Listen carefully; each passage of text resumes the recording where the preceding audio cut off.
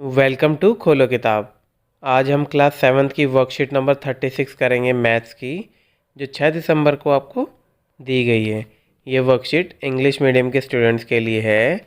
अगर आप हिंदी मीडियम के स्टूडेंट हैं तो यहाँ आपको एक लिंक दिख रहा होगा, जिस पे आप क्लिक करके हिंदी में इस वर्कशीट को सॉल्व होते हुए देख सकते हैं, समझ सकते हैं।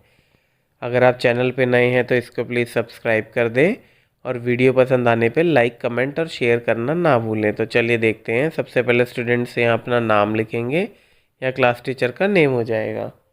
तो इस वर्कशीट में हम बात करेंगे प्रैक्टिकल ज्योमेट्री के बारे में। ज्योमेट्री क्या होती है और बेसिक एंगल्स और रूल्स हम यहाँ बात करेंगे।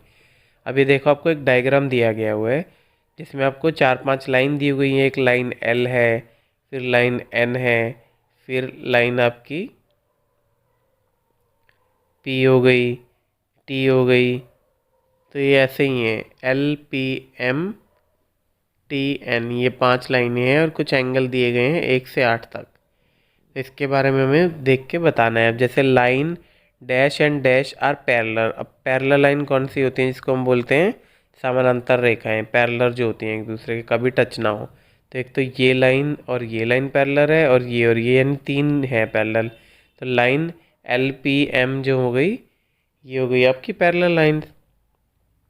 अब दूसरा है linear pair of angles are. अब लीनियर पेयर क्या होते हैं, जो एक मतलब लाइन के ऊपर बने होते हैं। अब जैसे वैसे तो यूजुअली 2 होते हैं, पेयर्स है तो, बट यहाँ 2 का तो कोई बन नहीं रहा। जैसे ये लाइन है आपकी, लाइन एल, तो इस पे कौन से एंगल ऐसे हैं जो मिलके इस पूरी लाइन को कंप्लीट कर रहे हैं या 180 डिग्री बना रहे हैं। जैसे एंगल 8 हो गया, 7 हो गया और ये 3 हो गया। इन तीनों को मिला के बन रहा है, तो 8 7 3 हो गया। और इधर की साइड तो ये गायब हो गया और ये लाइन है, तो 4 8 7 हो गया। तो ये आपके हो गए नियर पेयर ऑफ एंगल्स। फिर नेक्स्ट है line and line are interacting. Interact कौन सी लाइन कर रही है, एक दूसरे को काट कौन सी रही है, ये एन लाइन काट रही है टी को, तो ये लिख देंगे। नेक्स्ट क्वेश्चन है angle dash are vertically opposite angle. तो वर्टिकल अपोजिट एंगल किन एंगल को बोलते हैं, जो क्रॉस के टाइम पे बिल्कुल अपोजिट हो। जैसे 4 और 3 अपोजिट है, तो 4 और 3 आपके हो गए हैं वर्टिकली अपोजिट एंगल।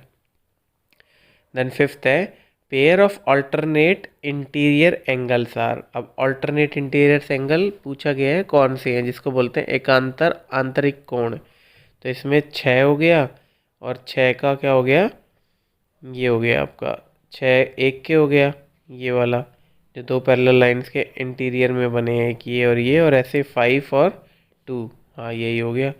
और छठा पूछा है pair of corresponding angles are. अब कॉरेस्पॉन्डिंग एंगल्स किसे बोलते हैं, संगत का। तो अब ये जैसे एक ये पैरेलल लाइन है, ये पैरेलल लाइन है जो इस लाइन पे बनेगा। अब इस लाइन पे इसको कट के एक 6 बन रहा है और एक ये 7 बन रहा है। तो आपका एक तो 6 और 7 हो जाएगा। अब इधर देखोगे तो इस लाइन पे कटता हुआ बनेगा 5 नंबर और ये वाला एंगल, बट ये मार्क नहीं है तो इसको छोड़ दो। अब नीचे देखो 2, ये भी यही सेम कंडीशन बना रहा है, और इसका पैरेलल जो है ये हो जाएगा आपका 8। तो 2 और 8 भी आपके कॉरस्पॉन्डिंग एंगल्स हैं। Let's do an activity. अब एक एक्टिविटी हमें करनी है। Take a sheet of paper and fold it. एक पेपर लो, उसको मोड़ दो।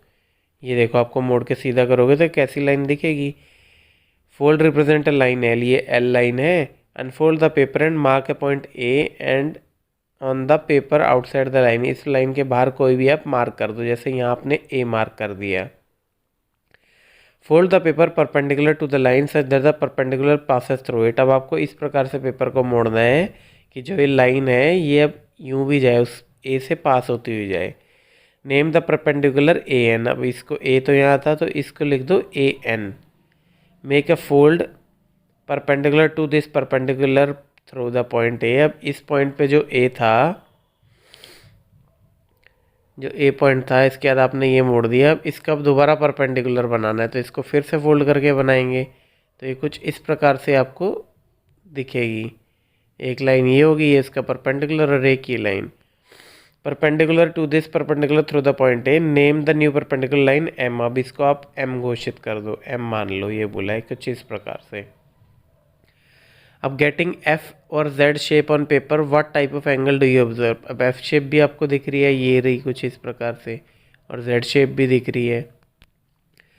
तो what type of angles do you absorb, तो हम कौन कौन से एंगल एब्जॉर्ब कर रहे हैं, लीनियर पेयर एंगल भी यूज़ कर रहे हैं, है ना, और वर्टिकली अपोजिट एंगल भी देख रहे हैं, हम अल्टरनेट इंटीरियर एंगल भी देख रहे हैं और कॉरेस्पॉन्डिंग एंगल्स भी देख रहे हैं।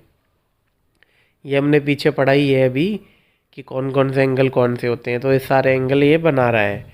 फिर है did such angle help us to say line L and M are parallel, क्या ये बताते हैं, हाँ ये बिल्कुल बताते हैं, ये 90 डिग्री 90 डिग्री है और इससे की वजह से प्रूफ होता है कि हाँ एल एंड एम पैरेलल हैं।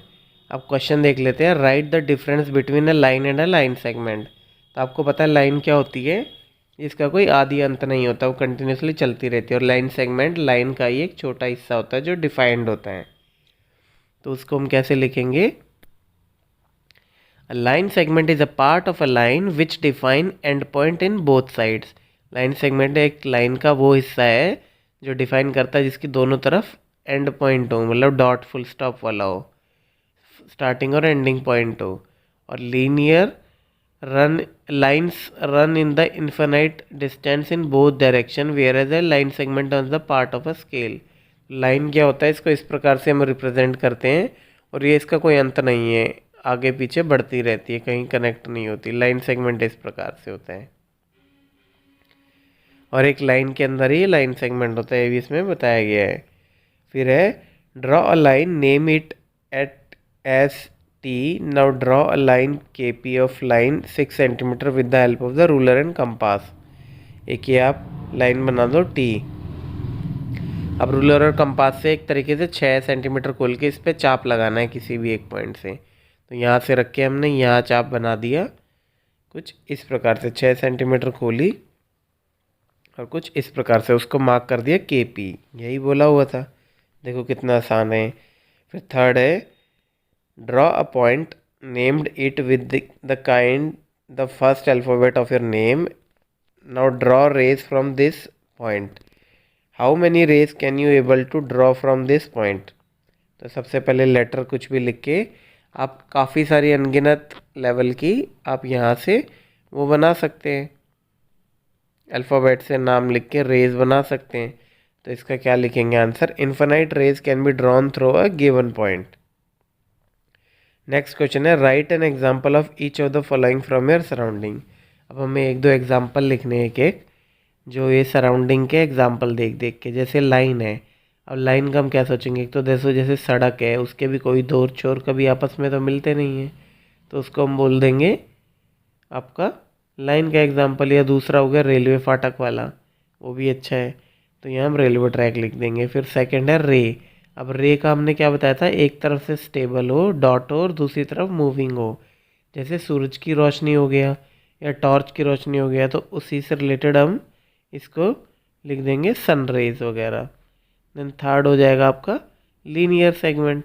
अब लीनियर सेगमेंट किसको बोलते हैं, लाइन सेगमेंट, सॉरी लीनियर नहीं लाइन सेगमेंट, जो लाइन का एक छोटा हिस्सा होता है उसको बोलते हैं लाइन सेगमेंट। अब इसका एग्जांपल क्या हो जाएगा, इसका एग्जांपल हो गया फुटा, रूलर जिसको बोलते हैं स्केल, वो कोई बड़ा तो है नहीं ना, पूरा एक लिमिट का ही होता है छोटा। इसी के साथ हमारी ये वर्कशीट आज की कंप्लीट हुई। मिलते हैं नेक्स्ट वीडियो में नेक्स्ट वर्कशीट के साथ। Don't forget to like, comment, share and subscribe the channel. Thank you.